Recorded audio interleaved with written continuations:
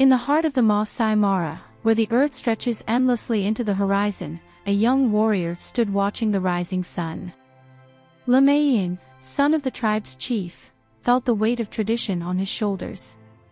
He was to be a leader, a protector of his people, a man bound by duty. But in his heart, he yearned for something more. It was on one such morning, when the air was still and the animals roamed freely, that he first saw her Sila. Every day, Nigerian trained with the other warriors, honing his skills in spear fighting, learning the ways of his ancestors. His father, Kibo, watched proudly, certain that his son would one day lead with the same strength and wisdom that had guided their people for generations. Kibo, you will be a great leader, Nigerian. The people trust you. They look to you for protection. Nigerian, I will not fail them, father. I will honor our traditions. While guiding the cattle, Nigerian caught sight of something unusual in the distance, a figure moving gracefully along the horizon. Her form distinct in the bright morning light. It was a woman, fierce yet delicate, carrying a spear like a seasoned warrior.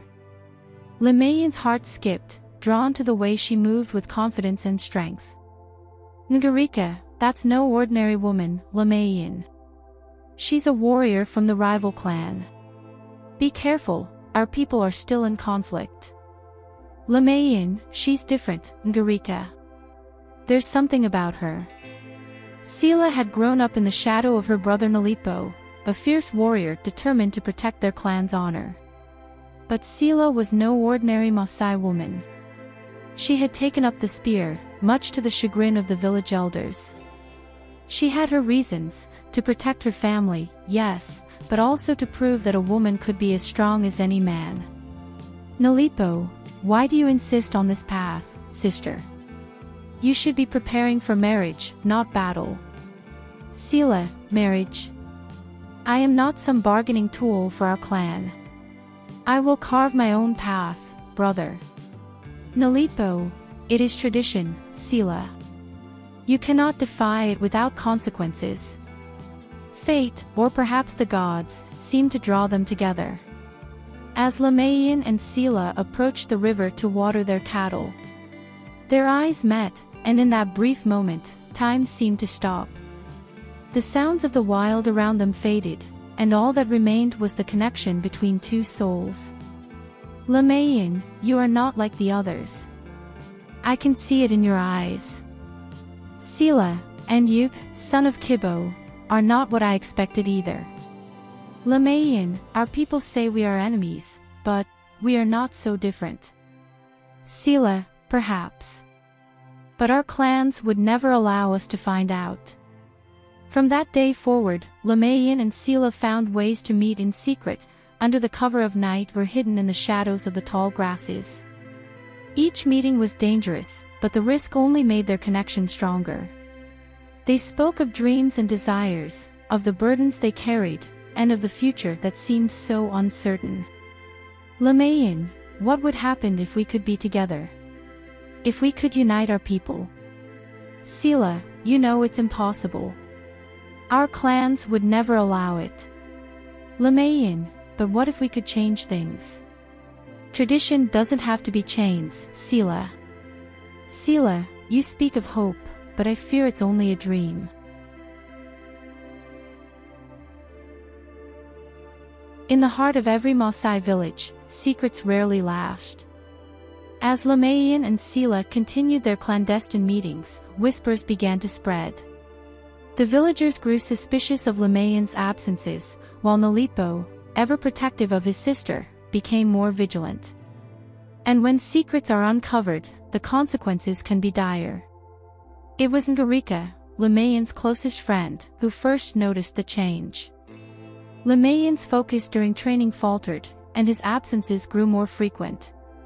It wasn't long before Ngarika's suspicions turned into something darker, a betrayal that would set the stage for a devastating confrontation. Ngarika, Chief, I've noticed something about your son. He's been disappearing. Meeting with someone, I believe. Kibo, my son would never dishonor our people. Ngarika, with respect, chief. I believe you should see for yourself. Nalipo's suspicions of his sister also grew. He had always been protective of Sila, but her recent behavior seemed strange, distracted, distant. One evening, he followed her, and what he saw would ignite a fire of rage and betrayal in his heart. Nalipo, how could you? How could you betray your family, your people like this? Sila, Nalipo, you don't understand. I love him. Nalipo, love? What love could possibly survive the blood that has been spilled between our clans? You have dishonored us all.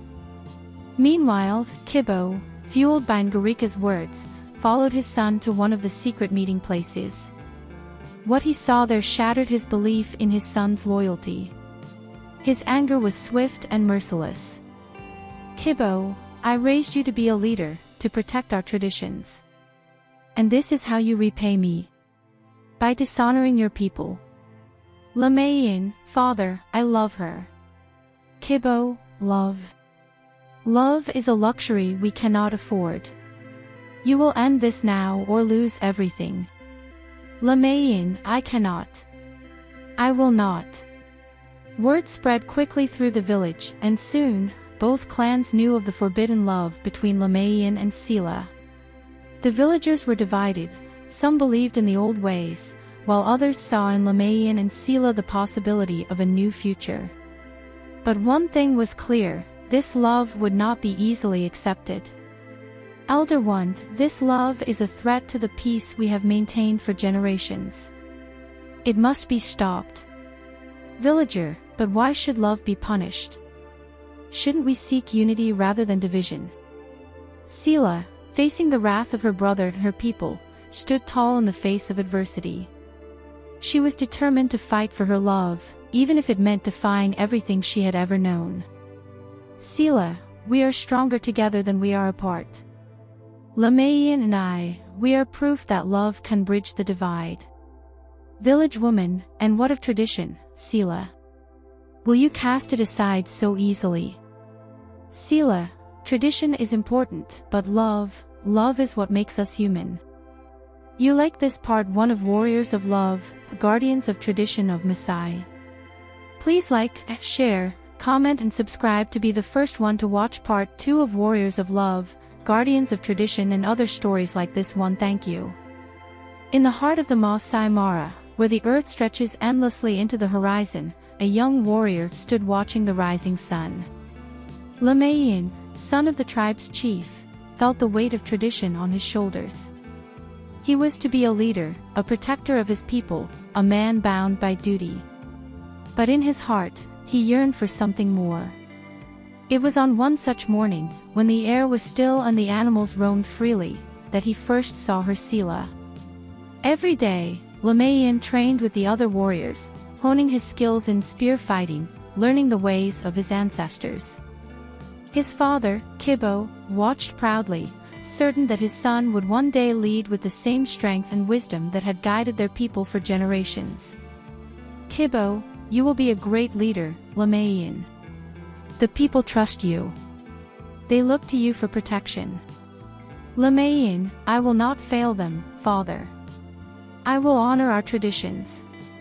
While guiding the cattle, Lamayin caught sight of something unusual in the distance, a figure moving gracefully along the horizon. Her form distinct in the bright morning light. It was a woman,